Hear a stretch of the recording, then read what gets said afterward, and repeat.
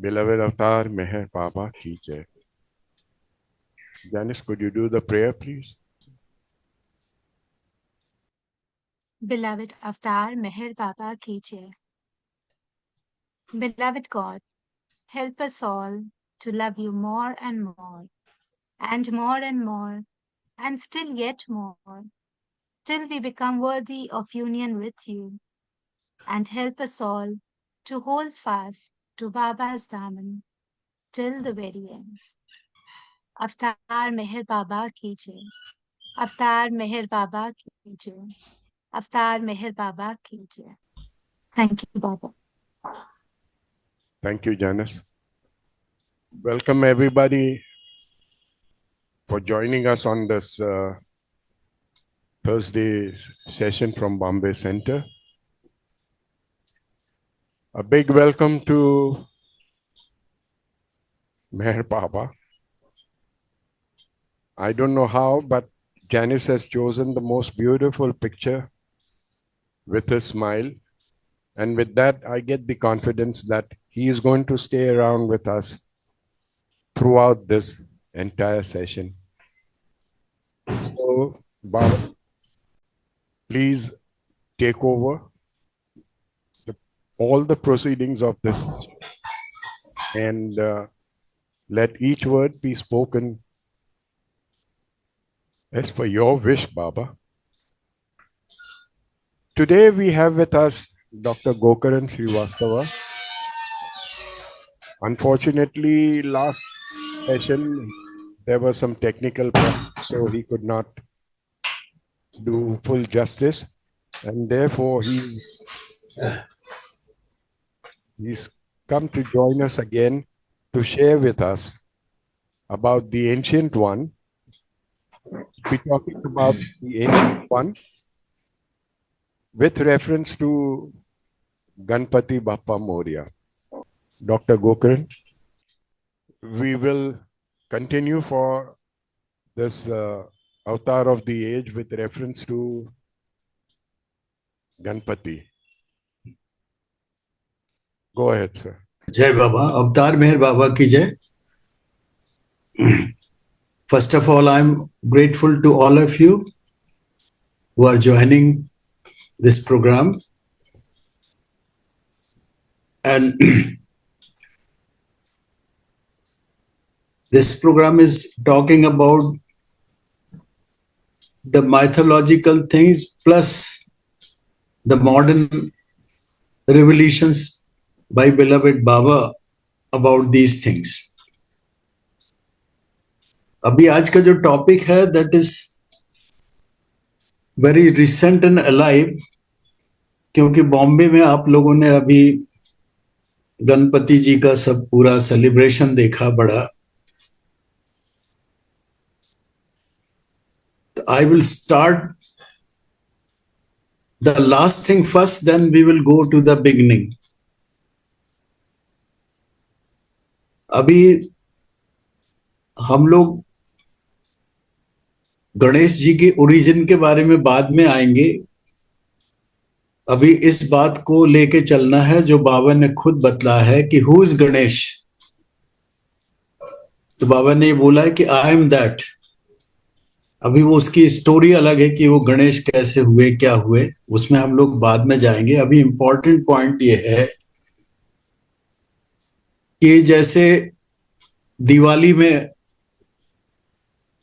Old tradition था, अभी सब सिस्टम बदल गया, अपार्टमेंट्स हो गए, बिल्डिंग्स हो गए. नहीं तो जो पुराने घर रहते थे तो दिवाली में सब उनकी साफ सफाई होती थी, पेंटिंग होती थी. होली के वक्त जितना भी कचरा है सब जलाया जाता था. और भी बहुत सारे ओकेजन्स थे, कुछ ना कुछ चीजों से वो रिलेटेड थे विद द लाइफ स्टाइल. और life style connecting to the inner life कि उसके चेंजेस क्या होते हैं. तभी हम ये मान के चल रहे हैं, क्योंकि वो बाद में एस्टेब्लिश करेंगे जो बाबा ने बताया है कि Ganesh ji is nothing, nobody else but Meher Baba himself. तो अभी उनको एवरी ईयर ये आने की क्या जरूरत है. और बाबा ने ये बताया कि मेरी बिना मर्जी के एक पत्ता भी नहीं हिलता. तो ये पूरा इतना बड़ा celebration all over the continent with fanfare celebrate किया जा रहा है, तो बिना उनकी मर्जी के वो नहीं सेलिब्रेट हो रहा होगा, तो क्या उसमें क्या है अभी? तो इंपॉर्टेंट पॉइंट ये है कि जैसा बाबा ने बोला है कि अवतार को पूरे समय क्रूसिफिक्शन से गुजरना पड़ता है, पूरा वर्ल्ड का सफरिंग अपने ऊपर लेना पड़ता है, बोथ नेचुरल एंड अननेचुरल। अभी वो एक लंबी प्रोसेस है जो उनके मैनिफेस्टेशन के साथ जुड़ी है। उस समय जो क्लीनिंग होगा that is a different thing, but every year as we have different occasions, तो हर साल उनको जो भी नेचुरल एंड अननेचुरल हमारे संस्कार इकट्ठे हो जाते हैं उसको उनके अपने ऊपर लेना पड़ते हैं। अभी आप सोचेंगे कि ये तो अच्छा सेलिब्रेशन हो रहा था, गाना बजाना हो रहा था, मगर उसके अंदर क्या क्या हो रहा था ये अपने को नहीं मालूम। लोग डोनेशंस कलेक्ट कर रहे थे, बहुत से लोग उसमें से दारू पी रहे थे, डांस कर रहे थे और वो मिसयूज ऑफ मनी कर रहे थे। और बहुत से लोग जो बाबा ने बोला है कि मुझसे कुछ मांगो नहीं, डिजायर्स नहीं मांगो, तो इस समय लोगों का डिजायर उनसे मांगने का कि मेरी ये इच्छा पूरी करना है, वो इच्छा पूरी करना है। और बहुत से लोग अपने सेल्फ प्रोजेक्शन के लिए कि वो ईश्वर के कितने बड़े भक्त हैं, बड़े बड़े लोग पोजीशन में आके अपनी फोटो उतरवाते हैं, आते हैं और उनकी न्यूज आती है। तो दिस इज ऑल अननेचुरल और एवरी ईयर वो उनके ऊपर बर्डन पड़ता है, ईश्वर के ऊपर। अभी वो इतने दिन वो आपको करने देते हैं और उसके बाद फिर नेक्स्ट स्टेप है कि उनका सबमर्शन इन वाटर।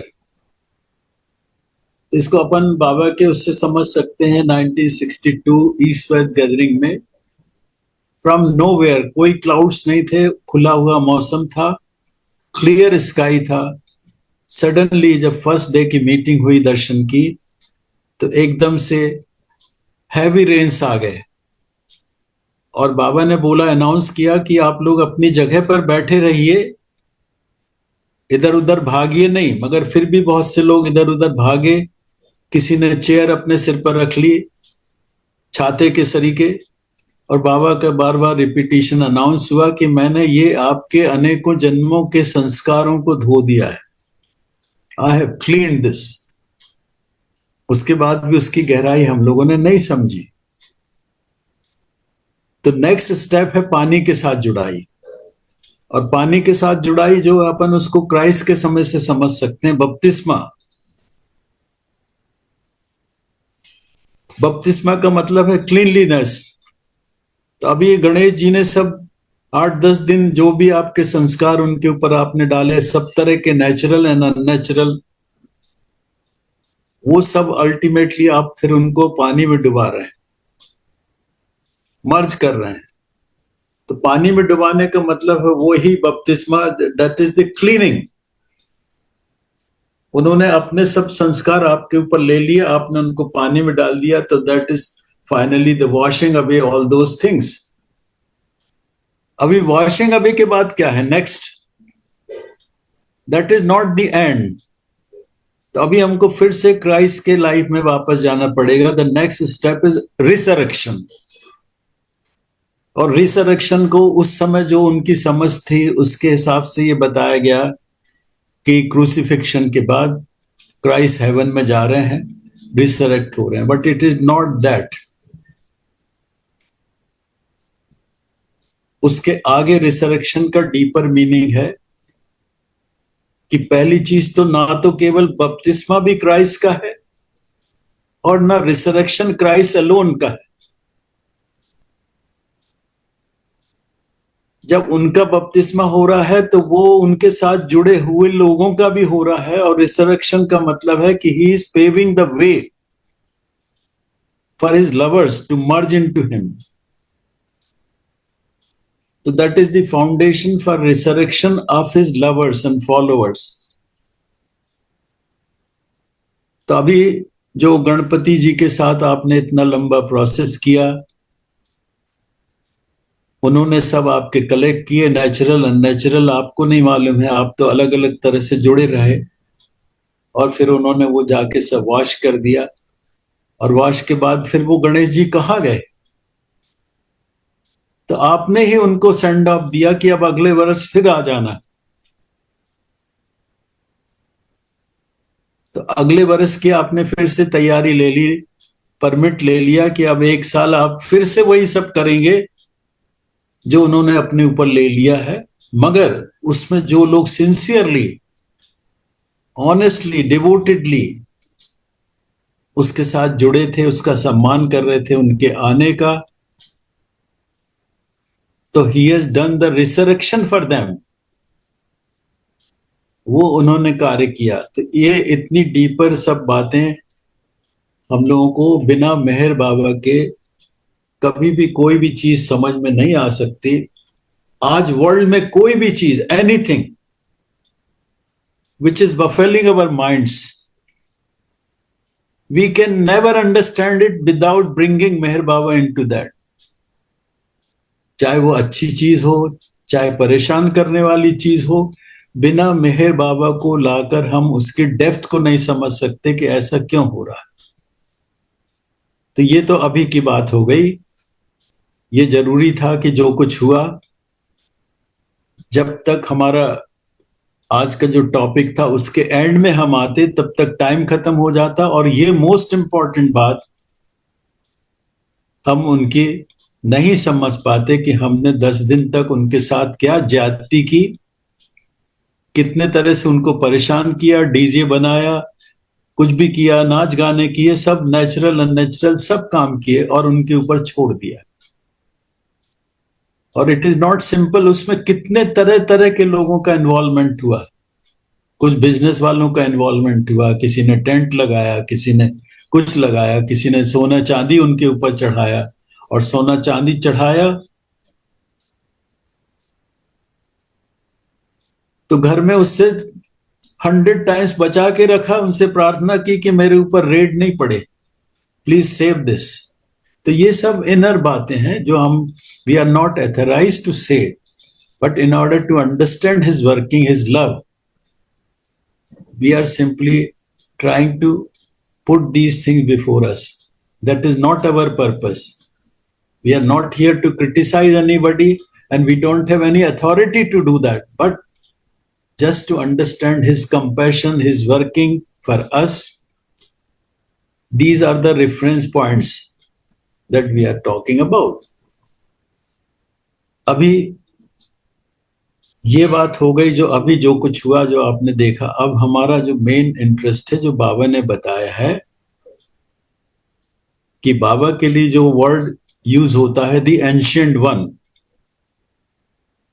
और ये फर्स्ट टाइम उपासनी महाराज ने 1921 में दिसंबर, when he was bidding him farewell, उनकी ड्यूटी खत्म हो गई थी, ट्रेनिंग पूरी हो गई थी, तो Upasni Maharaj addressed him that you are the आदि पुरुष, आदि शक्ति, और उनको विदा किया बाबा को, और अपना काम स्टार्ट करने को उनको बोला।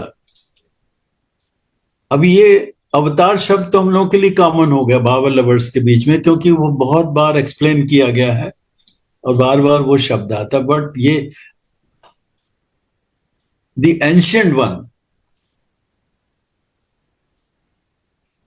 Is still unfamiliar to us, हम लोगों को उसके बारे में उतनी डेप्थ से नहीं मालूम है। तो बाबा ने उसको समझाया है, और भाऊजी की किताब जो नथिंग एंड एवरीथिंग है, उसमें समझा के दोनों कॉन्टेक्स्ट उन्होंने दिए हैं। जो माइथोलॉजिकल स्टोरी है गणेश की, पहले उसको बताया है, और उसके बाद में ये बताया कि एक्चुअली को वो कौन है। अभी 3 कैरेक्टर्स उस स्टोरी में आते हैं मेजर, जो माइथोलॉजिकल स्टोरी है, और शॉर्ट में ये है कि वो शिव जी, जो ऑलरेडी एक भगवान है एग्जिस्टिंग इन ह्यूमन फॉर्म, और उनकी पत्नी है पार्वती, और वो पार्वती स्नान करने जाती हैं तो अपने सामने एक जो उनका फोम जो यूज करते हैं नहाने के लिए, उससे एक बच्चे को जन्म देती हैं, बना के बाहर बिठा देती हैं कि तुम सुरक्षा करना। और शिव जी जाना चाहते हैं अंदर तो वो नहीं आने देता, तो उसका वो सर काट देते हैं। और फिर पार्वती निकलती हैं तो उनको बोलती है इसको जिंदा करो, तो उसके ऊपर वो हाथी का सर रख देते। This is the story mythological, we are not going into that. मगर भाऊजी ने उसको यूज किया है कि पहले किस तरह से अंडरस्टैंडिंग थी, फिर उसी को एलेबरेट करके जो बाबा ने उनको बताया उसको उन्होंने समझाया। अब ये तीनों कैरेक्टर इंपॉर्टेंट है हमारे लिए समझने की, मगर उसमें जाने के पहले, before we go into that, हमको ये समझना है कि वो एंशिएंट वन के लिए हमको एंशिएंट टाइम में जाना पड़ेगा, जिसको बाबा ने खुद ही बिगिनिंगलेस बिगिनिंग कहा है। और उस बिगिनिंगलेस बिगिनिंग को बाबा ने समझाया है कि ये जो सृष्टि है, और सृष्टि का भी हमारा एक बहुत ही लिमिटेड अंडरस्टैंडिंग है, इमेज है। जब उसको यदि इंग्लिश में हम बात करते हैं तो यूनिवर्स बोलते हैं, and universe is such A confusing term कि बहुत सारे कंपटीशन हमारे यूनिवर्स में होते हैं, तो हम उसको यूनिवर्सल बात करते हैं कि यूनिवर्स का है।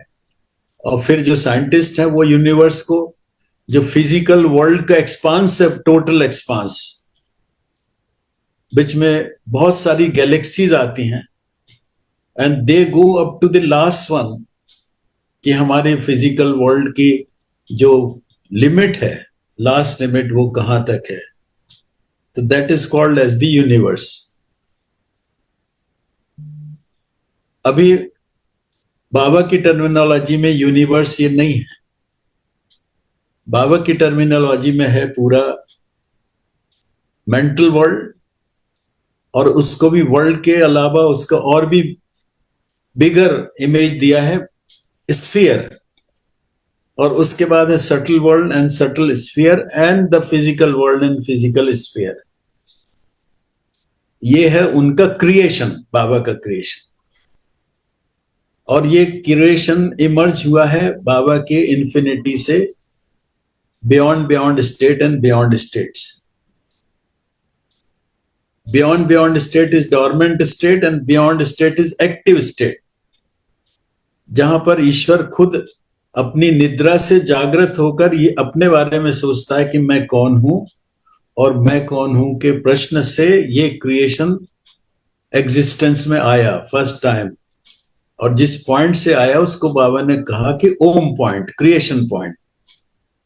और फिर आगे बाबा ने बताया कि ये क्रिएशन, दिस पर्टिकुलर थिंग, जिसको अपन त्रिभुवन कहते हैं, और बाबा की प्रेयर में उसको ट्रिनिटी कहा गया है। तो ये क्रिएशन बाबा ने बोला कि अनेकों बार डिसॉल्व हुआ और फिर एग्जिस्टेंस में आया, डिसॉल्व हुआ फिर एग्जिस्टेंस में आया, और कितने बार ये हुआ है इसके बारे में अपने को नहीं मालूम, ना साइंटिफिकली हम वहां तक जा सकते, because there is no mathematical tool which can go into the calculation of this, because they cannot even calculate the infinity of this physical world, कि फिजिकल वर्ल्ड की लिमिट कहां पे खत्म होती है, उस पर भी नहीं जा सकते। तो कोई भी मैथमेटिक्स वहां नहीं जा सकती। और मैथमेटिक्स का एक लिमिटेशन है, they have their own infinity concept, और बाबा की जो इन्फिनिटी है that is eternal, it is totally different concept of infinity, उसका कोई अंत नहीं है। मगर जो साइंटिफिक है मैथमेटिक्स का, it may be enormous of size but it ends at somewhere. Gokaran ji, sorry to interrupt. Could you please tell us about some professor of mathematics जो अभी recently आपको मिले थे और उन्होंने बताया था, and then that is how he became Baba follower? हाँ हाँ हाँ, तो ये अभी आपने बोला, I'll share. अभी जो इन्फिनिटी की अपन बात कर रहे हैं, तो we had a programme here Meherabad trust में। तो अवर फर्स्ट प्रोग्राम था, उसमें कोई there was no clear cut idea कि वो प्रोग्राम कैसे करेंगे। और उसका पर्पस सिर्फ ये था प्रोग्राम का कि डिफरेंट लोगों से इनवाइट करके ये पूछना कि how they have come to Meher Baba, what has attracted them most in Meher Baba. So there was one professor from Thailand, he was professor of mathematics. वो यहाँ पर उस समय pilgrimage में थे, तो he attended that program and he said that I have come to Meher Baba through my mathematical skills, mathematical understanding. और mathematical understanding में he talked about the infinity of mathematics. And he gave 5-10 minutes explanation of mathematical infinity. और फिर उन्होंने ये बोला कि ये जो हम लोगों का मैथमेटिकल कॉन्सेप्ट ऑफ इंफिनिटी है, that also ends, this is simply title as infinity but it is not actually infinity as Meher Baba's infinity, because Meher Baba's infinity has no beginning and no end, it's endless. तो इसलिए जब मैंने अपने mathematical infinity को उनके God speaks में जो infinity का कॉन्सेप्ट है उसको पढ़ा, तो मेरा ध्यान उस पर गया and I started studying that more and more and I became Meher Baba's follower because of that, because he showed me the limitations of my own subject, my own understanding, which is not only my profession but it is my livelihood also. So this has transformed me from a professor of mathematics into a lover of Meher Baba. तो यही बात इधर बाबा बता रहे हैं उस infinity की, कि वहां से ये जो अपना क्रिएशन है, और क्रिएशन में पर्टिकुलरली अभी सिर्फ समझने के लिए हम लोग उसकी बात करते हैं, mental world, subtle world and physical world, this dissolves several times and it is finally contained in the seventh plane in Baba's beyond state. मगर उसके आगे भी आप जाएंगे कभी तो इसके आगे भी और भी बाबा ने डिटेल्स दिए हैं, because this is related to the day of judgement. बहुत सारा कॉन्सेप्ट है डे ऑफ जजमेंट का, और उसमें भी एनाइलेशन की बात है, but that is also limited, वहां भी ठीक से अंडरस्टैंडिंग नहीं है. तो बाबा ने इसको डिटेल्स में समझाया कि ये एनाइलेशन कैसे होता है और क्या होता है, और फिर कैसे it comes into existence once again, and that is very interesting thing.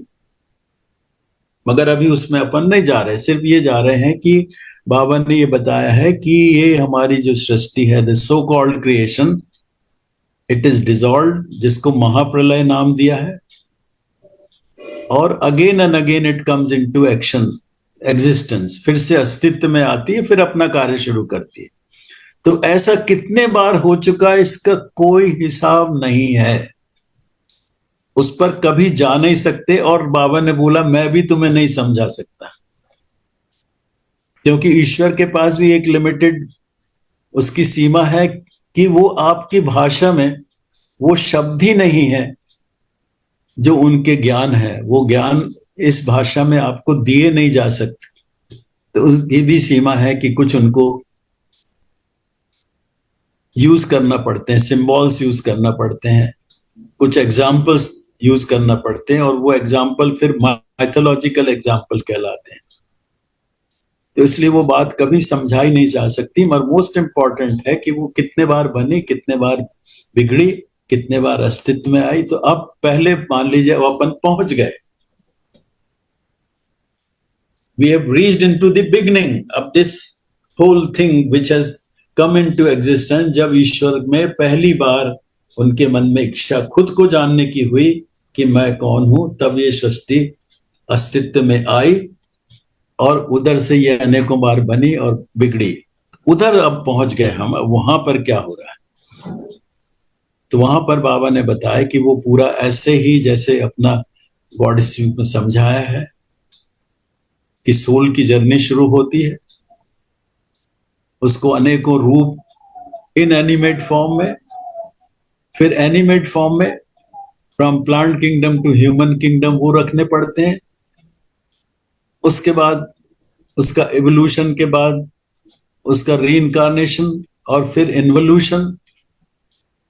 तो उन्होंने बताया कि इसी प्रोसेस से जो पहली फर्स्ट आत्मा थी, फर्स्ट ह्यूमन सोल, वो फर्स्ट ह्यूमन सोल कोई और नहीं थी, वही ईश्वर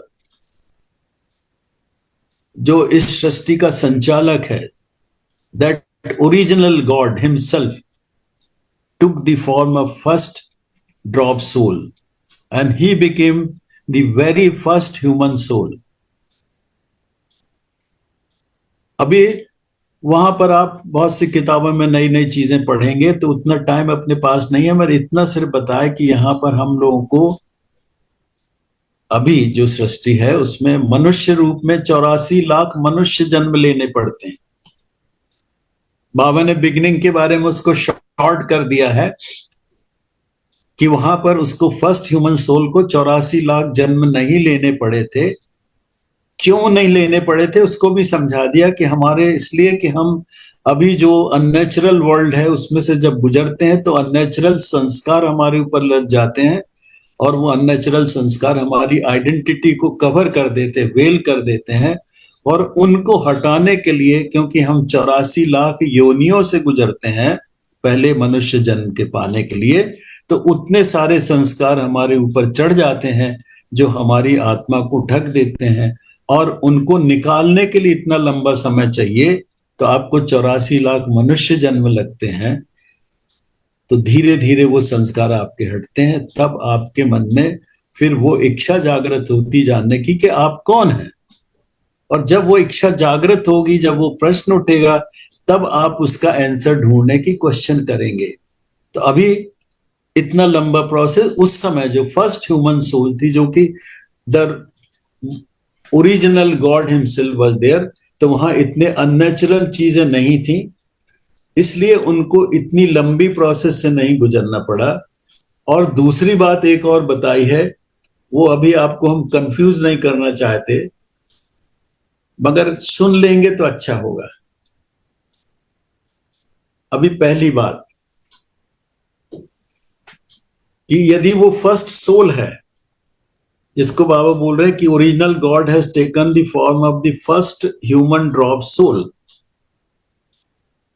अब फर्स्ट ह्यूमन ड्रॉप सोल, इसमें ऑटोमेटिकली ये इंप्लाई हो गया, यदि वो फर्स्ट है तो वो किसी माँ बाप से पैदा नहीं हुआ। यदि उसके माँ बाप होते तो वो फर्स्ट ह्यूमन सोल नहीं होता।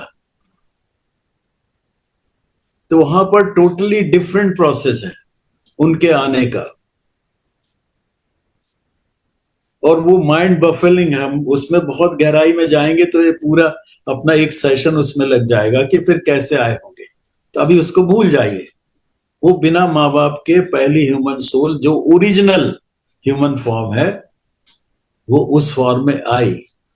और उस फॉर्म में अभी क्योंकि उसके ऊपर बहुत से अननेचुरल संस्कार नहीं लदे, तो बाबा ने बोला कि उसको 74 रीइंकार्नेशन की प्रोसेस लेना पड़ी, वो भी ह्यूमन फॉर्म में नहीं। एक प्रोसेस होती है इंसेक्ट्स में, जिससे बटरफ्लाईज बनती हैं, वो इंसेक्ट ग्रुप में आता है। और उस इंसेक्ट में एक प्रोसेस होती है मोल्टिंग। और मोल्टिंग क्या होती है? वो पहले एक अंडा देती हैं, उसके ऊपर एक क्रस्ट लगता है, उसको प्यूपा कहते हैं। उसके बाद प्यूपा में से वो डेवलप होके एक इंसेक्ट वर्म निकलता है, और वो वर्म फिर पत्तियों को खाता है, कोई भी चीज वेजिटेबल खाता है, और फिर से एक बार प्यूपेट हो जाता है, और उसके बाद फिर उसमें वो बटरफ्लाई अंदर डेवलप होती है, उसमें से वो निकलती है।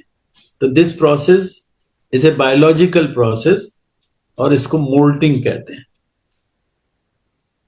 अभी इसको पूरा एक्सप्लेन नहीं किया बाबा ने, मगर ये बताया, किसी ने IVTUS ने क्वेश्चन किया था कि आप कैसे, तो बाबा ने उनको बताया, क्योंकि गॉड स्पीक्स में एक्सप्लेन नहीं है।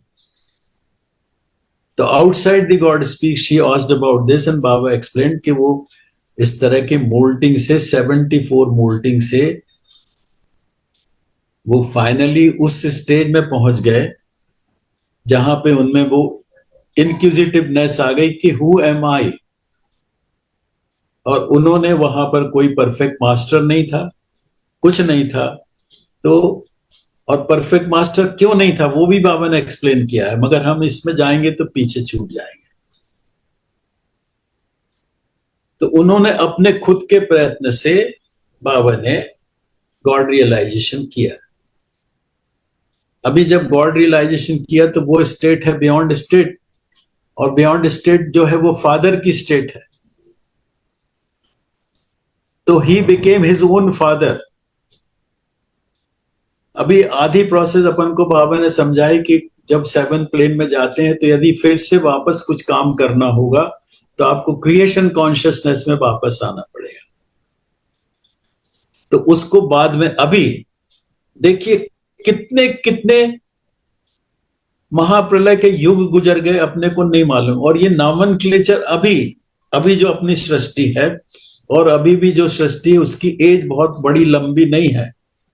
हमारे जो एंसेस्टर जिनको बोलते हैं कि वेद बनाए उन्होंने, ये लिखे ऋग्वेद, ये लिखे, सब नॉलेज दिया, तो अभी जो हमारी टोटल एज अभी इस पृथ्वी पर है, जहां से मोस्ट प्रिमिटिव मैन से लेकर आज एडवांस मैन तक है, ये सिर्फ 3 million years, 30 lakhs of years हमारे फर्स्ट एंसेस्टर आए, वो भी मोस्ट प्रिमिटिव फॉर्म में थे। उसके बाद एडवांस होते होते होते नॉलेज आते तक हम 1 लाख साल पहले इस स्टेज में आए जो अभी हम बात कर रहे हैं। फिर कब लैंग्वेज हमारी डेवलप हुई, कब हम एजुकेट हुए, कब हमने बात करना शुरू किया, कब हमारे स्क्रिप्चर्स आए, कब लिखे गए, इसका कोई अंदाज नहीं। तो ये अभी रिसेंट टाइम में वो पुरानी बात जिसको अपन देख नहीं सकते, उसके बारे में कोई बता रहा है कि उसका नाम शिव था। अभी जब वो वास्तव में शिव था तो ना वहां लैंग्वेज थी, न कोई पढ़ा लिखा आदमी था, न कुछ था। अब जाकर उनका नाम बताया कि जो पहला फर्स्ट गॉड ड्रॉप सोल ने ह्यूमन फॉर्म में गॉड रियलाइजेशन किया, 7 प्लेन में रीच किया, वो उनका नाम शिव रख दिया और उनको पिता बोल दिया, और इसको भी गुरु का दर्जा दे दिया कि ये भी आदि गुरु थे। अब 2 आदि गुरु कैसे हो सकते हैं? अब उधर से उनको नीचे आना पड़ा सृष्टि चेतना में वापस। तो उस जो सृष्टि में चेतना में आया उसका नाम गणेश रख दिया, क्योंकि वो उनके पुत्र हैं, पिता से पैदा हुए। इसलिए अभी हमारे पुरखों ने, इस समय के लोगों ने उनके नाम गणेश रख दिया। अब बाबा ने इसको एक्सप्लेन किया है कि वो गणेश और शिव कोई अलग नहीं है। जो फर्स्ट ह्यूमन फॉर्म है वो जब उसने गॉड रियलाइजेशन किया उसका नाम इन्होंने शिव रख दिया, और वही जब नीचे उतरा, क्योंकि उतरना नीचे है, तो उसको गणेश नाम दे दिया। मगर अब इसके आगे की बात बहुत इंपॉर्टेंट है, वो बात, क्योंकि अभी हम लोगों ने जो गणेश जी का सेलिब्रेशन में देखा तो उसमें वहां से शुरू किया कि ये गणेश जी हैं कौन? He is no other than Meher Baba himself. तो उसमें अब बाबा वापस जाते हैं कि जो बियॉन्ड स्टेट है, ये जिसमें अपन आज बात करते हैं अवतार की और इसकी, ये सब बियॉन्ड स्टेट में सब चीज डॉर्मेंट फॉर्म में है। वहां पर एवरीथिंग इज एग्जिस्टिंग देयर। और क्योंकि ये फर्स्ट ह्यूमन सोल है जिसने पहले गॉड रियलाइजेशन करके 7 प्लेन में पहुंची, जिसका नाम अपन ने शिव रख दिया, और वही फिर नीचे जब उतरा तो उसका नाम गणेश रख दिया। मगर ये क्योंकि ओरिजिनल गॉड है, तो ओरिजिनल गॉड जब डिसेंट होके नीचे आता है तो वो एक्चुअली अवतार है। तो Ganesh is no other than the avatar himself. तो अब ये तीनों चीजें एक हो गई। शिव भी कोई अलग नहीं है, वो जो ह्यूमन फॉर्म में फर्स्ट गॉड की सोल थी, उसने बिना किसी नाम के जब गॉड रियलाइजेशन किया तो हम लोगों ने, हमारे एंसेस्टर्स ने उसको नाम दे दिया शिव। और वो चूंकि 7th प्लेन में गया विच is the seat of father, तो उनको ओरिजिनल फादर कह दिया, और गणेश उससे उतरे नीचे तो उसको सन कह दिया।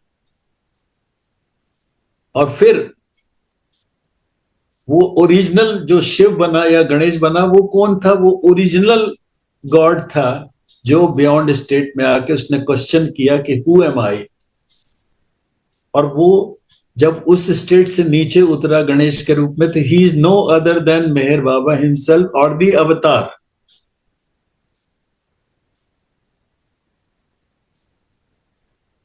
और वहां से फिर ये अवतार की परंपरा साइकिल शुरू हुई कि बाबा ने बताया कि ये हर बार एक पर्टिकुलर पीरियड में वही that original soul descends from that fatherhood to the sonhood, और वही अवतार बार बार रिपीटेडली आता है। अभी हमको जब पिछले महाप्रलय की साइकिल्स के बारे में मालूम ही नहीं है कि कितने बार महाप्रलय हुआ, तो हम उसके बारे में, अवतारों के बारे में भी नहीं जान सकते। मगर बाबा ने अभी के बारे में बताया, जो प्रेजेंट हमारी अर्थ है, प्रेजेंट डे अर्थ, जिसमें 3 बिलियन ईयर्स पहले हमारे first ancestor from apps, the first human being आए। इस बीच में बाबा ने बताया कि मैं यहाँ पर अभी प्रेजेंट डे अर्थ पर 5000 बार अवतार ले चुका हूं। और एक पर्टिकुलर जब डेट में बताया था तो बोला था कि 5029 times and this is the 30th one. तो 5030 बार मैं अवतार ले चुका हूं, और टाइम पीरियड भी उन्होंने बता दिया कि 700 to 1400 ईयर्स के बीच में मैं आता हूं। और यदि आप देखेंगे पिछले 7 अवतारों की साइकिल, तो एग्जैक्टली 700 और 1400 ईयर नहीं होता, इसलिए उसका एवरेज यदि आप करो तो 1000 ईयर होता है। कभी वो बहुत जल्दी आ गए, कभी देर से आए, तो एवरेज अपन को एक समझने के लिए निकालते हैं, तो 1000 ईयर निकालते हैं। और जब आप वो 3 मिलियन में 1000 लगा के देखते हैं, तो दैट फिट्स अप्रोक्सीमेट कि हाँ, ये 3 मिलियन ईयर में 5000 टाइम्स वो आए। तो अभी पिछले उसमें अपने पास कितने बार आए अपन को नहीं मालूम है। और ये इंपॉर्टेंट पॉइंट है कि शंकर, गणेश और बाबा एक ही हैं। और इसका जो हिंदू कॉन्सेप्ट में एक विश्वास है, जो पिछली बार भी मैंने बोला था कि उनका विश्वास है, वो ऐसा महसूस करते हैं कि उनके राम तो करोड़ों वर्ष पुराने, बिलियंस ऑफ ईयर्स ओल्ड। तो बिलियंस ऑफ ईयर्स ओल्ड तो ह्यूमन बीइंग ही नहीं थे आज के अर्थ में, वो तो 3 million year first human being आया, वो भी एनिमल का मिक्स फॉर्म था। तो फिर हमारे रामचंद्र जी कैसे करोड़ों वर्ष पुराने हो सकते, बिलियंस ऑफ ईयर्स? तो वैसे वो जो लोगों ने डिटेल में ये बातें नहीं बताई, उन्होंने बता दिया कि तुम्हारे रामचंद्र जी तो करोड़ों वर्ष पुराने। तो they are talking about that first human soul, drop soul, जो ईश्वर के मूल रूप ने प्रथम बार मनुष्य का रूप धारण किया। उधर पे उसका कोई नाम नहीं था, तो उसको राम कह देने में कोई कठिनाई नहीं है। जोरास्ट्रियंस उसको जोरस्टर कह सकते हैं, मगर जोरास्ट्रियंस में चूंकि अवतार का कॉन्सेप्ट नहीं है, क्रिश्चियनिटी में अवतार का कॉन्सेप्ट नहीं है, इस्लाम में अवतार का कॉन्सेप्ट नहीं है, तो they would not bother to go into that detail. But उनका जोरस्टर भी करोड़ों वर्ष पुराना है, उनका क्राइस्ट भी करोड़ों वर्ष पुराना है, उनका मोहम्मद भी करोड़ों वर्ष पुराना, because they are no other than Meher Baba. वो सब के सब मेहर बाबा में सम्मिलित हैं, और मेहर बाबा ही सब रूपों में हमारे पास आए, जोरस्टर के रूप में, राम के रूप में, कृष्ण के रूप में। और ये हमारा सौभाग्य है कि हम इंडिया में पैदा हुए, और इंडिया में पैदा होने से हमको ये सब अवतार का कॉन्सेप्ट बाबा ने दिया। और बाबा ने एक और इम्पोर्टेंट बात बताई है कि जो क्रिएशन पॉइंट है, तो this earth is nearest to the creation point, और इसलिए यहां पर ही जो कुछ पॉसिबल है, फाइनल उनकी जो फैक्ट्री है जिसमें फाइनल फिनिश प्रोडक्ट बनता है, from most primitive man nomadic man से लेकर फाइनल प्रोडक्ट तक, the perfect masters are the finished product of this earth. और उसको संचालित करने के लिए, उसका डायरेक्शन करने के लिए, प्रोडक्शन करने के लिए somebody should be the production manager। तो मेहर बाबा इज दैट, कि इस पूरे इसका संचालन करते हैं,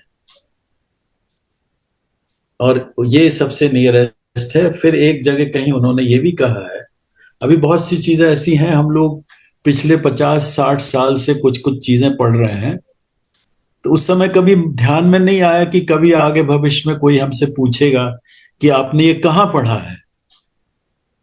तो we have never noted down, it was so touching that we just enjoyed reading that. तो हमने कहीं ये भी पढ़ा था कि India is also closest to that universe, not only earth but in the earth this Indian continent is closer to the Om point. इसलिए इसका ज्यादा महत्व है वो अवतार का, और अवतारिक कॉन्सेप्ट यहाँ पे एक्सप्लेन किए गए हैं बाबा ने। अभी मुश्किल सिर्फ अपनी इंडिया की ये है कि यहाँ पर अपना imitation avatars, imitation perfect masters, they are abounding, इतने ज्यादा उनके नंबर हैं कि लोगों को सच में विश्वास नहीं हो पाता, और सच में विश्वास नहीं हो पाने से फिर वो ट्रेडिशंस में, और ये जो शब्द है ना, आपने यदि सुना होगा, you may not be familiar, मगर लोग बोलते हैं मेरी तो परंपरा है ऐसी, हम तो परंपरा से ही सब काम करते हैं, हमारा धर्म तो परंपरा है, हमारा धर्म तो सनातन है। But they misunderstand this sanatan and puratan, these are two different words. Puratan is the ancient one, और सनातन कहां तक जाएगा आपका, जहां पे सिविलाइज्ड आदमी पैदा हो गया, जिसने पहले तो नोमेडिक थे, ट्राइबल्स थे, वो एक साथ रहते भी नहीं थे, उनकी कोई फैमिली कॉन्सेप्ट नहीं था, दे वर लिविंग इंडिविजुअली। तो जब सोसाइटीज बनी, तब लैंग्वेज बने, तब कुछ नॉर्म्स आए, उसके बाद ये सब चीजें बनी। तो हमारे पास तो वो है नहीं कहने के लिए बातें। तो इसलिए जब ये धीरे धीरे धीरे धीरे चीजें नॉर्मल हुई, तब हमारे पास लैंग्वेज आई, लैंग्वेज से हमने समझने की कोशिश की, और समझने की कोशिश से फिर आज ये सब बातें बाबा ने फिर एक चीज इंपॉर्टेंट बताई है कि मुझे बार बार आने की जरूरत क्या है। मैंने तो सब पिछले अवतार कालों में सब चीजों को एक्सप्लेन कर दिया। फिर बाबा ने बताया कि मेरे पिछले अवतार कालों के जो भी मैसेजेस थे, टीचिंग्स थी, उसको लोगों ने सब डाइल्यूट कर दिया, ट्विस्ट कर दिया, और टू सेट देम राइट मुझे बार बार आना पड़ता है। और इस बार चूंकि धीरे धीरे उन्होंने खुद from Zoroaster to Prophet Muhammad, gradually in different form, he himself has created a platform for Meher Baba to come in this globalized world with a message suitable for the global understanding।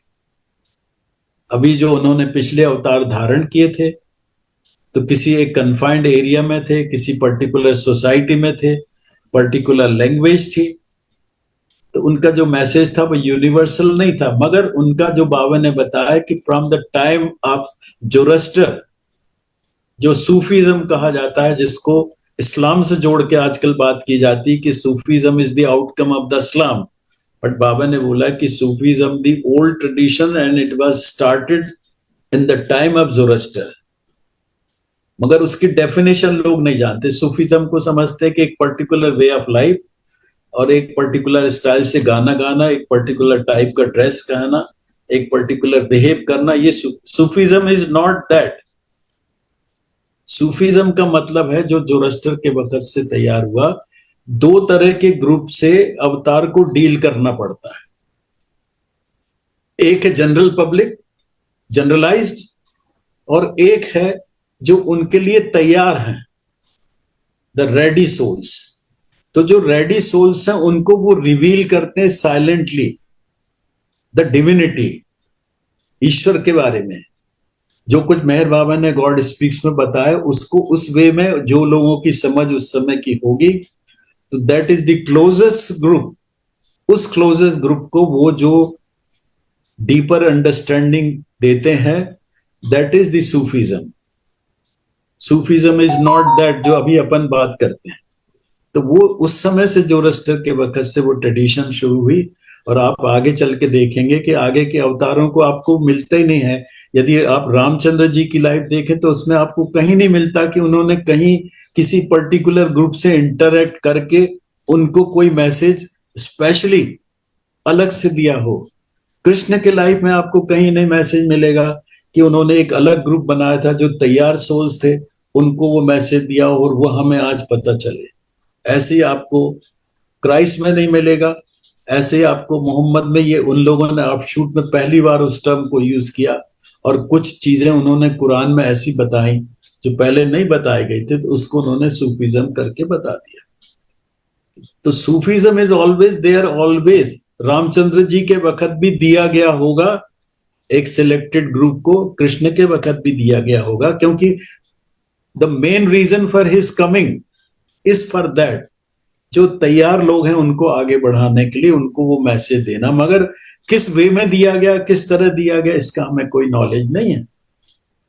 But it is always his first and primary duty. Baba ने भी बताया कि पहला अवतार का जो primary duty है वो सर्कल का एनहांसमेंट है, उसको गॉड रियलाइजेशन के लिए ले जाना है। वो तैयार सोल्स हैं, तो वो हर अवतार काल में वो है, मगर वो जो उस तरह के जो स्क्रिप्चर्स लिखे गए हैं उसमें इन बातों का कोई भी वर्णन नहीं है।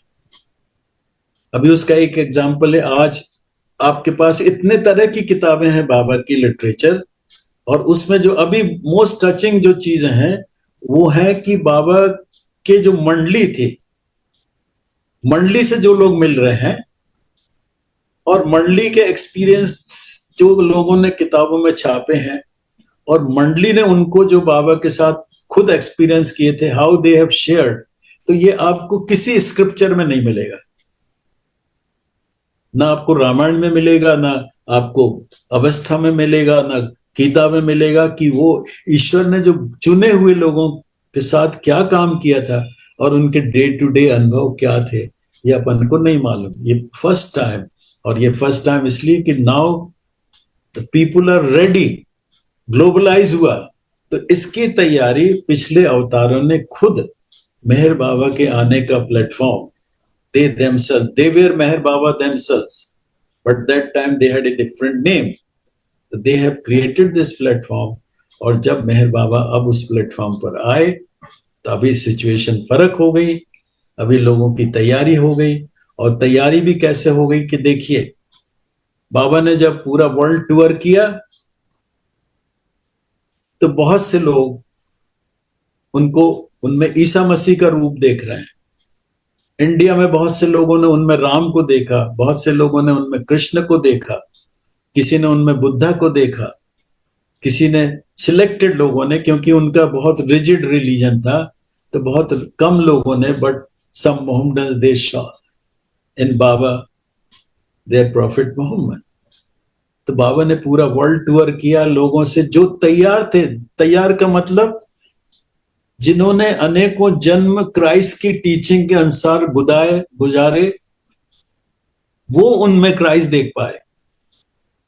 जिन्होंने जोरस्तर के अनुसार, उनकी टीचिंग्स के अनुसार अपने अनेकों जन्म गुजारे, उन्होंने बाबा में जोरस्टर को देखा इन अर्ली डेज। अभी तो बहुत से लोग आने लगे हैं सुन के। और इसी तरह से सब अवतारों के जिन्होंने अपनी डिवोटेड लाइफ उसके हिसाब से गुजारी, उन्होंने बाबा को उस रूप में देखा। और नॉट ओनली दैट, अभी उन्होंने उसको अलग नहीं देखा। Now that Christ was merged into Meher Baba, Rama was merged into Meher Baba, Zoroaster was merged into Meher Baba, and for them now there is no difference. अभी उनके लिए वो दो नहीं है, but it has become one. तो ये बाबा का कार्य है। और इसलिए वो जो गणेश की अपन ने स्टोरी पढ़ी कि गणेश, हु वाज गणेश, तो that was the first human soul. जो फर्स्ट ह्यूमन सोल नहीं था, वो original God himself had the urge to know himself, who am I, and he has made the journey first into his own creation. He created that platform, that stage on which he will experience this whole thing. And not only he is experiencing that for himself, but he is creating a pathway for other souls to follow.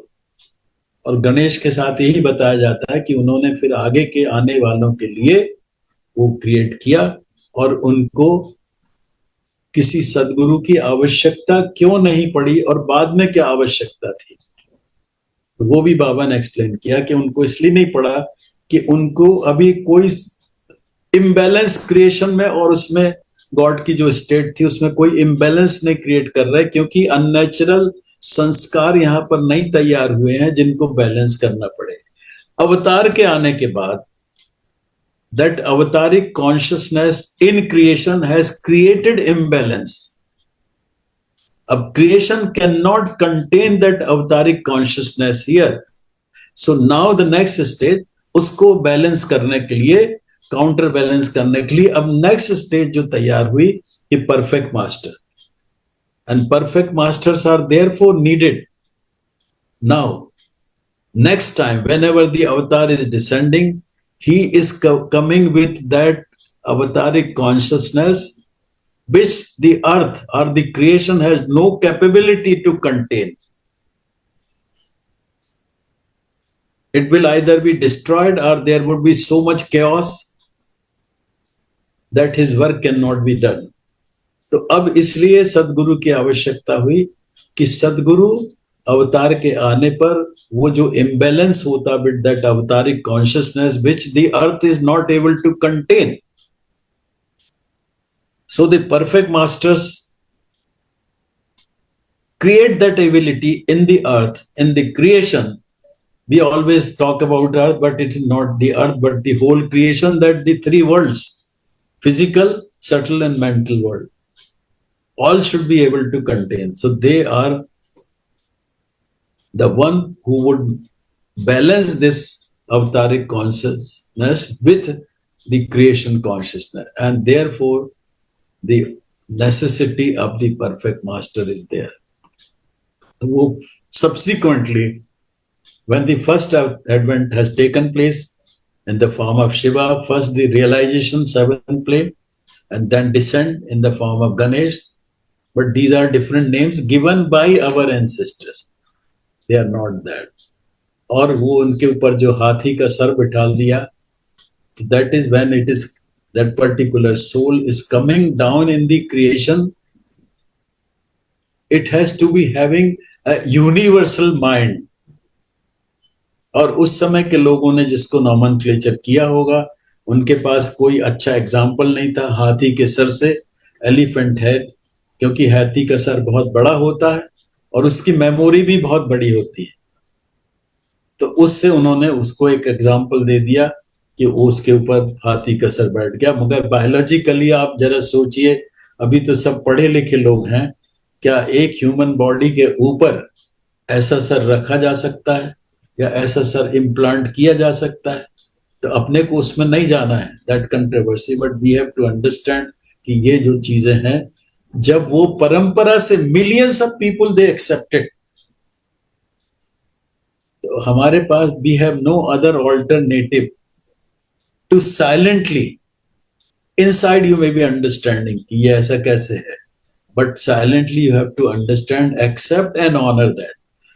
अभी परंपरा का भी दो meaning है, उसको गलत ढंग से जो लोग बोलते परंपरा, तो परंपरा is a tradition or a way of life, yeah, certain rules and regulations which are there for a very very longer time, for generations together, so that becomes a parampara. मगर परंपरा का डीपर मीनिंग अलग है। परम is the word from the beyond state, para brahma paramatma, from there it comes param, and para is the culmination where this param is going to terminate and become manifest. The para is in the earth when it takes the form. So it is not this tradition, not the way of life, but is the manifestation of that beyond state into the creation. And that is the real meaning of parampara, but we forget and we talk about parampara, that is tradition. And that's why Baba has said that I have come to break down the traditions. Traditions हम बना लेते हैं, उसी में हम उलझ जाते हैं, but it has a different meaning altogether. So I am very, very grateful to all of you that you have given this chance. But I would also request Sam, please, if any inquiry, any question, I'm not authorized to answer everything, but simply just exchange of views if something is there. Later on, we don't have time and then the tempo is not there. If something is there in short, we can just talk about those things. Please raise your hands, those of you who have to ask anything. This was so beautifully explained. और अगर आपके ज़हन में कोई सवाल है, if you have any questions, please feel free to ask.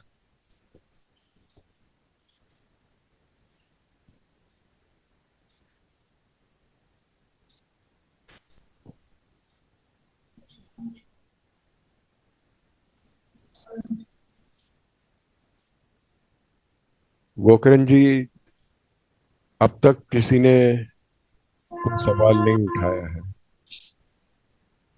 आप उठाइए, आपने क्यों किया ये, ऑर्गेनाइज क्यों किया? Why did you organize this and why did you allow me to talk about this? What has prompted you to do that? सच्ची बताऊं बाबा, ये जो टॉक सुन के there were so many misconceptions in my mind, and to an extent के मैं ये Ganesh festival which is happening in Bombay in the most commercialized selfish manner, उससे मैं इतना तंग आ गया था। मगर आज जब आपने ये सब समझाया, तो you told us two things. One is that it is Meher Baba, come back all the time. It is Meher Baba only. And the second most important thing that you said was कि उनकी मर्जी के खिलाफ तो कुछ भी नहीं होता है, पत्ता भी नहीं हिलता है. So all this cacophony and ये सब धमाल, ये सब नखरा नाटक, डिस्को डांसिंग वगैरह, वो भी सब है. And then when you said कि ये समुंदर में जाके सब धो डालना है, that made perfect sense. और उससे मुझे मेरे सवालों का संतोषदायक जवाब मिल गया है. अर्चना जी has raised her hand. Please go ahead, अर्चना. जय बाबा गोकर्ण जी, जय बहुत बाबा। बढ़िया लगा आपकी एक एक बात सुनकर. मैं आपसे रिक्वेस्ट करूंगी, जो आपने आखिर में बात करी परंपरा के बारे में, वापस अगर दोहराएं, क्योंकि मुझे थोड़ी क्लैरिटी कम आई है उसमें. अच्छा, थैंक यू. जय बाबा.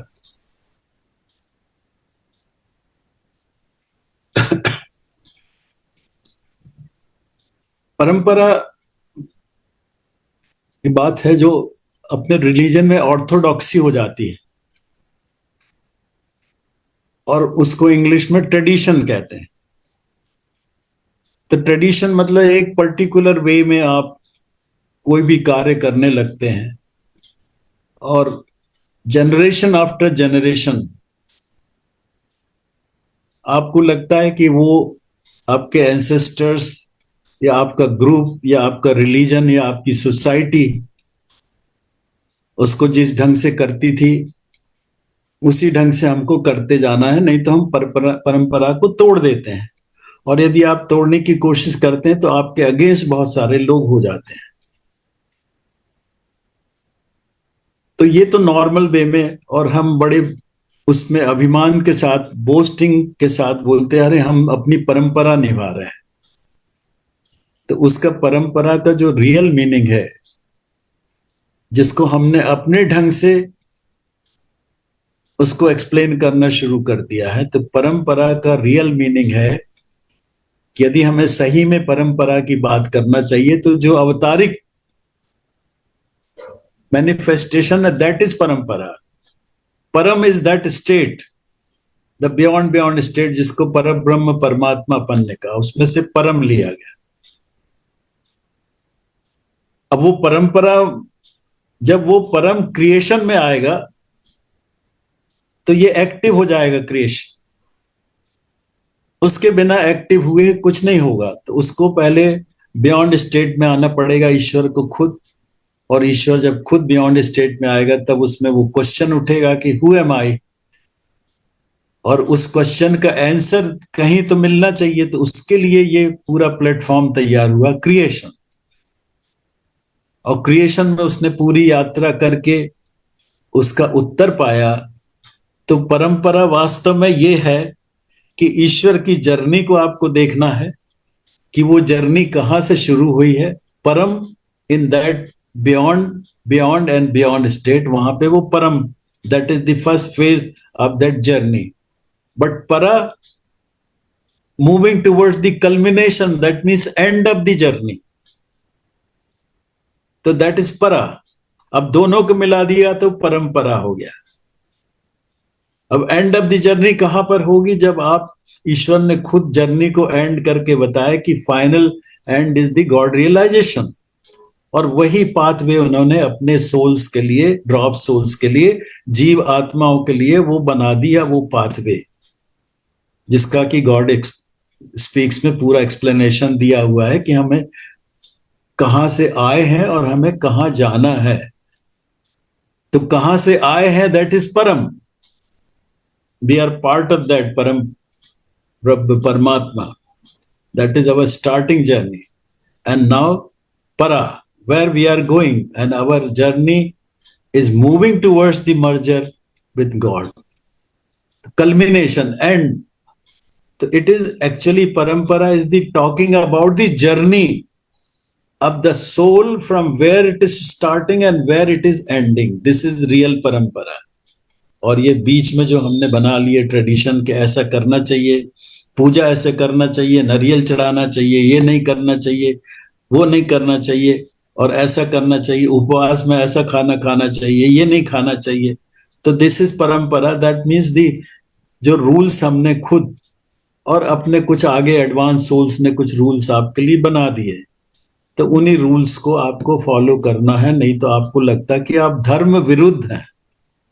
जैसे एक परंपरा अपन समझ सकते हैं कि इस्लाम में 5 बार की नमाज पढ़ना जरूरी है, वो उनकी परंपरा है। अपने दूसरा, यदि आप हिंदू रिलीजन में, तो आपको दिवाली मनाना जरूरी है, गणपति का त्योहार मनाना जरूरी है, होली मनाना जरूरी है, और भी बहुत सारे जन्मदिन है, रामचंद्र जी का, कृष्ण भगवान का। और हर दिन यदि 365 डेज देखो तो आपको आश्चर्य होगा कि हिंदू धर्म में हर दिन कुछ ना कुछ है, कोई ना कोई चीज, कोई कुछ मनाता, कोई कुछ मनाता, but every day is just reserved for something, some activity. तो ये हमारी अपनी परंपरा है, जो which is the limited cells. जैसे अपन ने शुरू में इन्फिनिटी की बात की थी कि there is one mathematical infinity which is not infinity, it also has a end, and there is a spiritual infinity Baba की which has no end and no beginning, it's endless. तो दैट इज द रियल। तो वो परंपरा जो ईश्वर की परंपरा है, that is the endless. और ये जो हमारी परंपरा है, इट हैज ए बिगनिंग, चाहे वो किसी धर्म से जुड़कर हो, चाहे हमारी कोई आस्था हो, हम किसी की पूजा करने लगे, या हम तय करते हैं कि हम 40 दिन ऐसा व्रत रखेंगे, तो वो आपकी परंपरा हो गई। ये परंपरा का मीनिंग है। और उसमें से आपकी चॉइस आपके पास है कि आप परंपरा की कौन सी मीनिंग आपको पसंद है। बाबा कभी आपको डंडा मार के नहीं बोलेंगे कि तुम ऐसा नहीं करो। बहुत सी चीजें बाबा ने बोली हैं, अपने पिछली मीटिंग में भी वो क्वेश्चन उठे थे, और बहुत सी मीटिंग है, फिर भी अपने ढंग से लोग जीवन जीते हैं। बाबा ने कई बातें बताई हैं कि ऐसा करना है। क्या हम आपके साथ 1 घंटे हमने बात की, तो क्या मैं क्वालिफाइड हूं ऑनेस्टली आपके साथ कन्फेस करने के लिए कि मैं बाबा की सब बातों को मानता हूं? शायद 1% भी नहीं मानते होंगे, कुछ अपने मन से अपने जस्टिफिकेशन ढूंढते रहते हैं और करते रहते हैं। तो इस तरह से उनके साथ रहना, उनके साथ जीवन गुजारना, ये ठीक है कि अपने पास एक प्लेटफॉर्म उन्होंने दिया है जहां अपन बात कर सकते हैं, मगर इसका मतलब नहीं है कि हम लोग अभी पूर्ण रूप से उनके प्रति समर्पित हो गए हैं और पूर्ण रूप से उनके लायक हो गए हैं, ये भी नहीं है, दोनों बातें नहीं। मगर उसके बाद भी because he is the compassionate father, उनका नाम ही इस बार लिया है, मेहर बाबा द कंपैशनेट फादर, तो वो कंपैशन से सब अपने को जोड़ते जाते हैं। और इसीलिए उसकी बहुत बड़ी डीपर मीनिंग है जो उनके वहां लिखा है, मास्टरी इन सर्विट्यूड। जो बाबा का लोगो है जो समाधि के ऊपर बाहर लिखा है, उसको यदि इंडियन कॉन्टेक्स्ट में आप समझें तो उसके डीपर मीनिंग समझ सकते हैं। मास्टरी इन सर्विट्यूड का मतलब है सेवकाई में प्रभुताई, माने इस तरह से आप किसी की सेवक करो कि आप उसके पूर्ण रूप से मास्टर बन जाओ। और उसका इंडिया में बहुत पुराना उसका एक पैरेलल एक्सप्रेशन है, उसको कहते हैं कि नेकी कर दरिया में डाल। इसका मतलब है जो बाबा ने बताया सेल्फलेस सर्विस, कि यदि आप कोई सर्विस करो तो सेल्फलेस करो, कि आपको याद भी नहीं रहे कि आपने कुछ किसी के लिए किया है, और ना उसकी याद रखो ना उसको कहीं कोट करो, तो ऐसा बहुत मुश्किल है। मगर ईश्वर के लिए वो संभव है कि वो नेकी करके दरिया में डाल देते हैं। इसका मतलब कि आज तक उन्होंने सिर्फ मंडली को छोड़कर, आप कितने भी प्रेमियों की किताबें पढ़ लें उसमें कभी नहीं देखेंगे कि किसी प्रेमी को उन्होंने बोला हो कि मैंने तुम्हारे साथ ऐसा ऐसा किया था, तुम्हारा इतना भला किया था और तुमने मेरे साथ ऐसा किया। तो उन्होंने जो भी हमारे साथ नेकी करी उसको दरिया में भी नहीं डाला, उसको एक्चुअली भुला भी दिया बाबा ने। कभी वो उन्होंने उसको उलाहना नहीं दिया कि मैं तुमको कहां से निकाल के लाया हूं, क्या क्या तुम्हारे साथ किया है, मैं तुमने ऐसा किया। तो ये है मास्टरी इन सर्विट्यूड, और ये सबसे बड़ी कृपा है उनकी हम सबके साथ। और ये मास्टरी इन सर्विट्यूड ही आपको दोनों परंपरा का डिफरेंस बताएगी कि तुमको कौन सी परंपरा में जुड़ के रहना है। तुमको वो वाली परंपरा लेना है कि तुम कहां से आए हो और कहां जा रहे हो, from the beginning to the end, और दिस वर्ल्ड की लाइफ को ऐसे फलाना चीज ऐसे कर लो, ऐसे पूजा कर लो, ऐसे कर लो। और इसको भी परंपरा बना लो कि यदि समाधि में हर साल नहीं गए तो भी बाबा नाराज हो जाएंगे, ये भी परंपरा है। तो अपन हम लोग खुद क्रिएट कर लेते हैं। बाबा ही नेवर सेज कि तुम ऐसे करो, वो अपन हम खुद अपने ढंग से। और जितने लोग यहाँ आते हैं बाबा के पास भी, तो आप उनके जीवन को देख सकते हैं। अपन सेंटर में मिलते हैं तो बाबा ने एक चीज बहुत अच्छी बोली है कि my lover should exchange their notes, मगर अपन कभी नहीं करते। कभी सेंटर में मिलते हैं तो क्या आपने कभी जो आपके बाजू में बैठा है, या कभी आपने इनसे सैम पटेल जी से बोला कि एक प्रोग्राम करिए, एक दिन मीटिंग करिए, we will have this topic only, we will exchange our notes.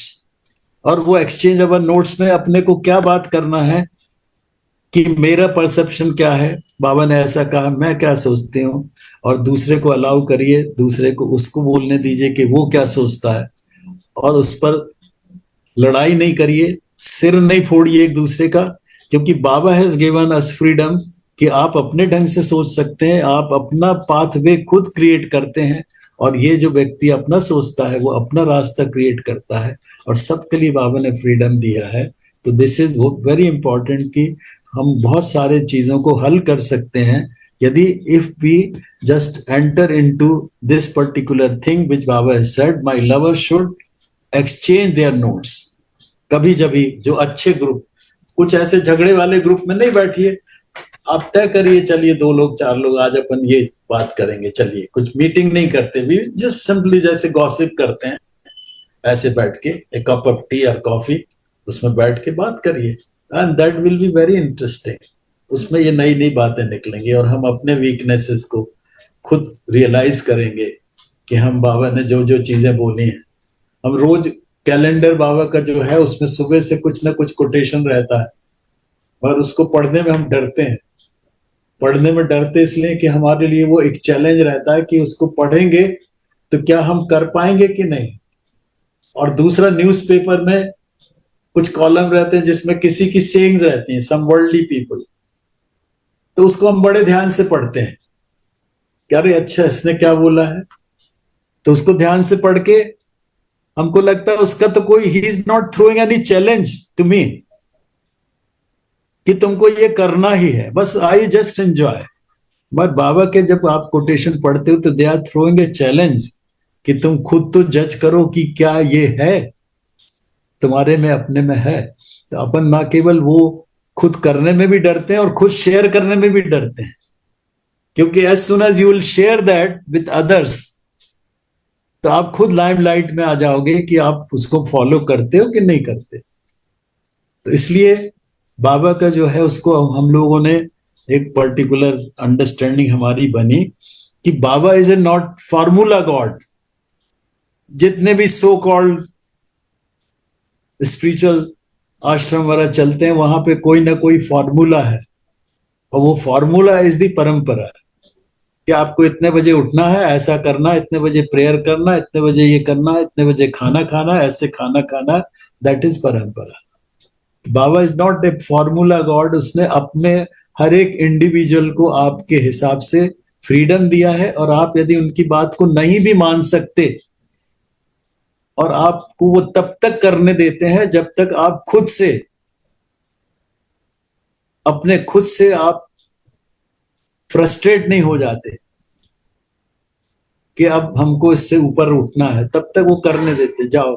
क्योंकि बाबा बोलते मुझे कोई जल्दी नहीं है, तुम आओगे तो मेरे ही पास घूम फिर के, और अभी भी तुम आए हो तो मैंने कितने कितने अवतार काल तुम्हारा इंतजार किया, कितना वेट किया तुम्हारे, और कहां कहां से तुमको मैं निकाल के लाया हूं, तब तुम मेरे पास आए हो। अभी 8 बिलियन पॉपुलेशन है वर्ल्ड की, मोर देन दैट, और बाबा के पास, बाबा को अवतार मानने वाले लोगों की संख्या 100,000 भी नहीं है, 1 लाख भी नहीं है।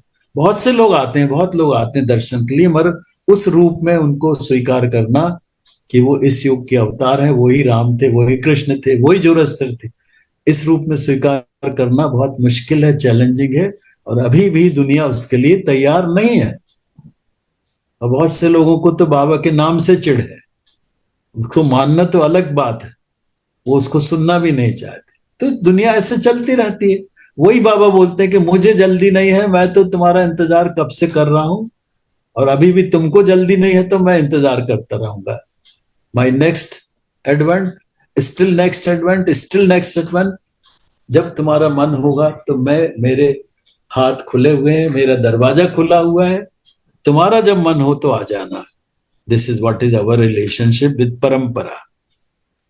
Hope you must have just. Thanks, बहुत बहुत शुक्रिया आपका, बिल्कुल समझ आ गई है। Thank you sir. जय बाबा। जय बाबा। पोखरन जी, अब ये जो परंपरा की बात हुई, उससे मुझे एक सवाल पैदा होता है मन में हाँ, कि is it because of all this traditions that ये कर्म कांड जिसको हम राइट्स एंड रिचुअल्स कहते हैं, दे हाँ, given birth through that.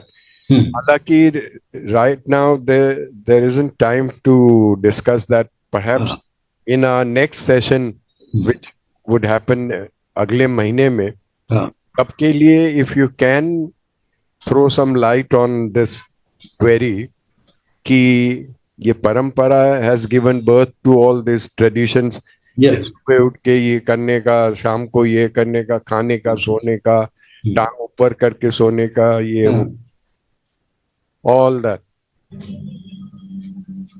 if your group is interested in that, then we will take up next month. Is it okay with everyone? Yes, with me it's okay if it is asked for. Okay.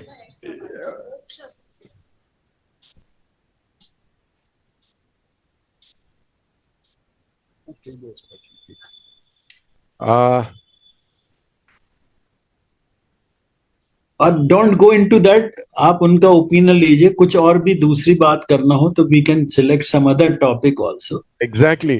That's Yeah. why I'm saying Yeah. Alpesh Patel is agreed. Hmm. Yes, next month. Parampara next month. Hmm. Archana Grover says yes. Hmm. अभी बाकी के लोग जो भी कहें वो बाद में बता दीजिएगा. जी. We will have some other topic. Let me put it the other way around, since everybody doesn't want to come up and say. Hmm. I'll put it the other way around कि अगर किसको objection होवे Hmm. या if they have something else in mind, so please let us know so that we can arrange the meeting accordingly and concentrate on that particular subject. My approach is this, and I would request you, ji. we do not want to go into the dry discussions, philosophical things. Right. उसमें कुछ ना कुछ मतलब ऐसी चीज होना चाहिए जो अपने इमोशंस को टच करे, जी. जो अपने बाबा के लव को थोड़ा रीइंफोर्स करे. जी. तो टोटली ड्राई सब्जेक्ट्स पे अपन को बात करना अवॉइड करना चाहिए. बिल्कुल, I agree, sir. ऐसा. Okay, अभी anybody else has any questions?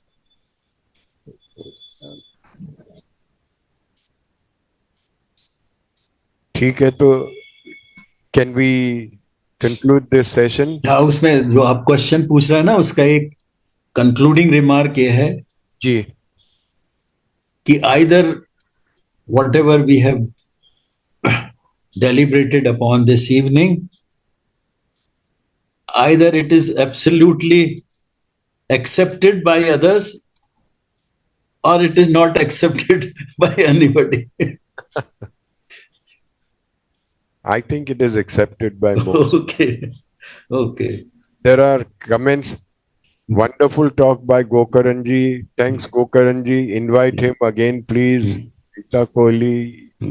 Again, all these things have come. And these lectures, please don't make these lectures as parampara. Correct. Yes, don't make them.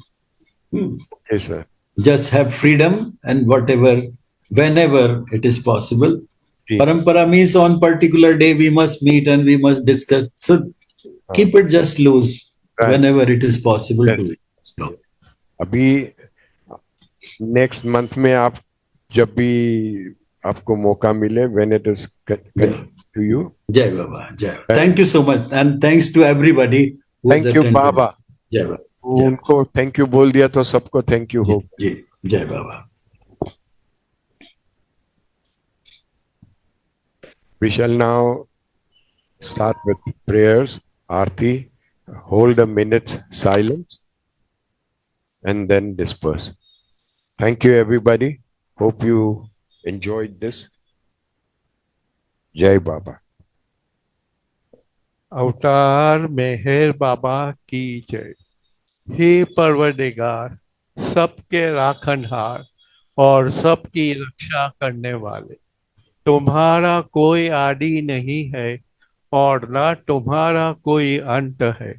तुम अद्वैत हो, तुम तुलना से परे हो और तुम्हारा पार कोई नहीं पा सकता है। तुम्हारा कोई रंग और कोई रूप नहीं है। तुम अविभाव से रहित हो और तुम गुणान्वित हो। तुम अपार हो और अगाध हो, कल्पना और धारणा से परे हो, शाश्वत और अनश्वर हो। तुम अखंडीय हो और दिव्य नेत्रों के सिवाय और किसी भी प्रकार से तुम्हें कोई नहीं देख सकता है। तुम्हारा अस्तित्व सदैव था, तुम सदैव रहते हो और तुम सदैव रहोगे। तुम सर्वत्र हो, तुम हर वस्तु में हो और तुम हर जगह से परे तथा हर वस्तु से परे भी हो। तुम आकाश में हो और पाताल में हो। तुम व्यक्त हो और अव्यक्त हो। तुम सब लोगों पर हो और समस्त लोगों से परे भी हो। तुम तीनों भुवनों में हो और तीनों भुवनों से परे भी हो। तुम अगोचर हो और स्वतंत्र हो। तुम सृष्टि के रचने वाले हो, स्वामियों के स्वामी हो, समस्त मनों और हृदयों के ज्ञाता हो। तुम सर्वशक्तिमान हो और सर्वव्यापी हो। तुम अनंत ज्ञान हो, अनंत शक्ति हो और अनंत आनंद हो। तुम ज्ञान के महासागर हो, सर्वज्ञ हो, अनंत ज्ञान रखने वाले हो। तुम भूत, वर्तमान और भविष्य के ज्ञाता हो और तुम स्वयं ज्ञान हो। तुम पूर्ण दयामय हो और सदैव परोपकारी हो। तुम आत्माओं की आत्मा हो और अनंत गुणों से संपूर्ण एक परमात्मा हो। तुम सत्य, ज्ञान और परमानंद की त्रिमूर्ति हो। तुम सत्य के मूल हो, प्रेम के महासागर हो। तुम सनातन सत्ता हो, ऊंचों में सबसे ऊंचे हो। तुम प्रभु और परमेश्वर हो। तुम पर ब्रह्म हो और परात्परी पर ब्रह्म भी हो। तुम पर ब्रह्म परमात्मा हो, अल्लाह हो, इलाही हो, यजदान हो और मजद हो और प्रियतम ईश्वर हो। तुम्हारा नाम यजद अर्थात एकमात्र पूज्य है। हे असीम दया के निधि प्रभुराज, हम अपने सब पापों के लिए पश्चाताप करते हैं। हर एक विचार के लिए जो असत्य, अनुचित या गंदा था, हर एक बोले हुए शब्द के लिए जिसे बोलना हमें उचित न था, और हर एक कर्म के लिए जिसे करना हमें उचित न था। स्वार्थ से प्रेरित हर एक कर्म, शब्द और विचार के लिए तथा द्वेष प्रेरित हर एक कर्म, शब्द और विचार के लिए हम पश्चाताप करते हैं। विशेषकर हर एक कामुक विचार तथा क्रिया के लिए, ऐसे हर एक वचन के लिए जिसको हमने पूरा नहीं किया, और सभी निंदा, पाखंड, दम्भ या लोगों के पीछे उनके दोष बताने के लिए हम अनुताप करते हैं। और खासकर दूसरों का नाश करने वाले हर एक कर्म के लिए, दूसरों को दुख देने वाले हर एक शब्द तथा कर्म के लिए तथा दूसरों पर दुख गिरने की इच्छा करने के लिए हम अनुताप करते हैं। हे प्रभुराज, आप हम पर असीम दया करके हमारे किए हुए पापों को क्षमा कीजिए, और वैसे ही आपकी मर्जी के अनुसार विचार करने में, बोलने में तथा कार्य करने में जो हमारी असमर्थता सदा रहती आई है, उसको भी क्षमा कीजिए। यही हमारी आपसे प्रार्थना है।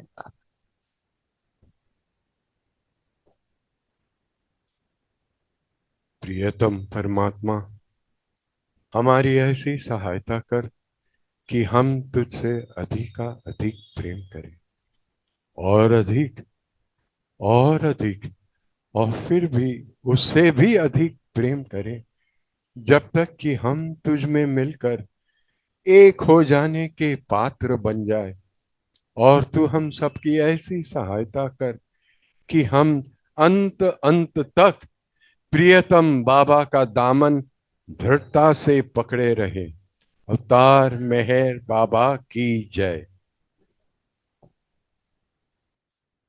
बुझावे नार जहलतनी ये कर खुद रत्ने फरमातू छेलागी आश भक्तों ने के बख्शे नूरे ईमातू अयामुर शत मेहर बाबा चरण पर तुझ न धरिए सर खुदाना जात दीवा के फथई बैठो मेहर बा तू तुझे माँ लिख हकीकत नो तू आशे भीने यारे भी तुझे दरी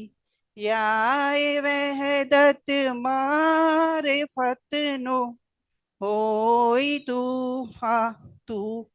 हमो रहे रखने ऐसा लेक बख्शे ज्ञान इज्जत नु के तू पर महात्मा ज्ञानी छेने तारे पातू खुदाना प्रेमनो प्यालो पिलावी मस्त हमने कर छे तुझ पर जान सदके साकिया पी दे पे तू हमारी नाव भर दरिए तरावे तो हमें तरिए हमारा ना खुदा है मेहर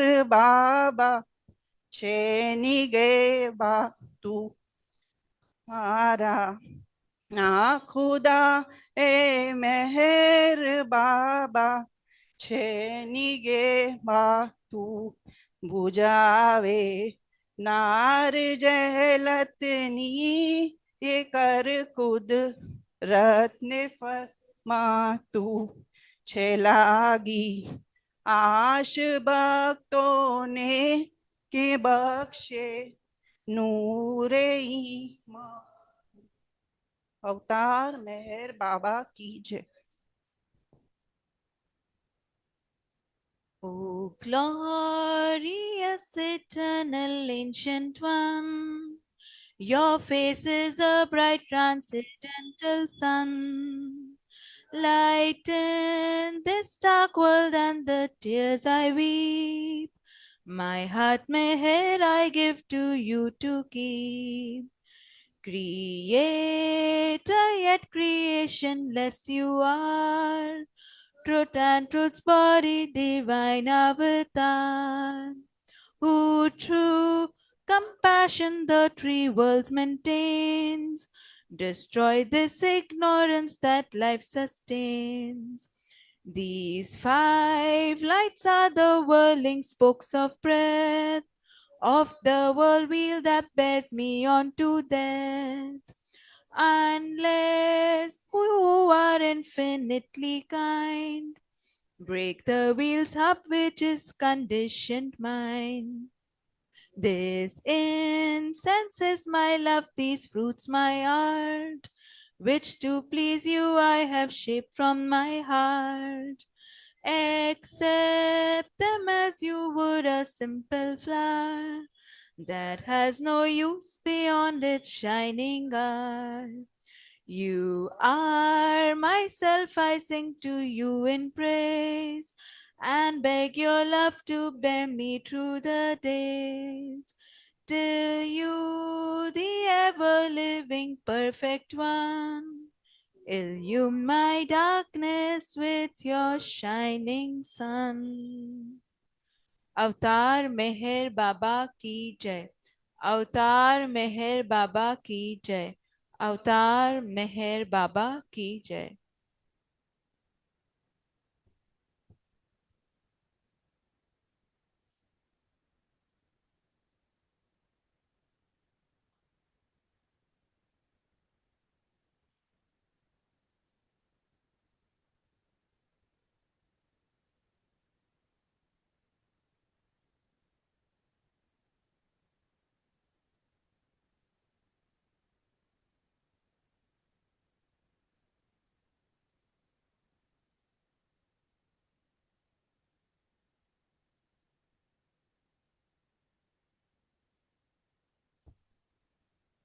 अवतार मेहर बाबा की जय।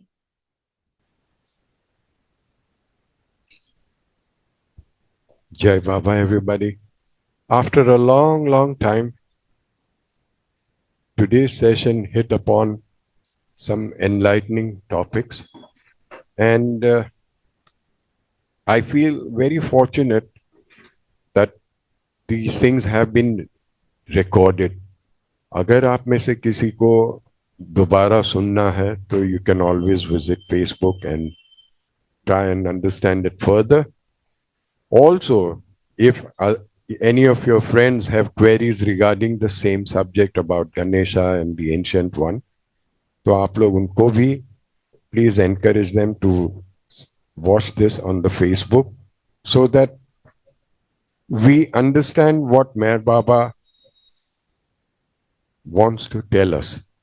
Thank you and Jai Meher Baba.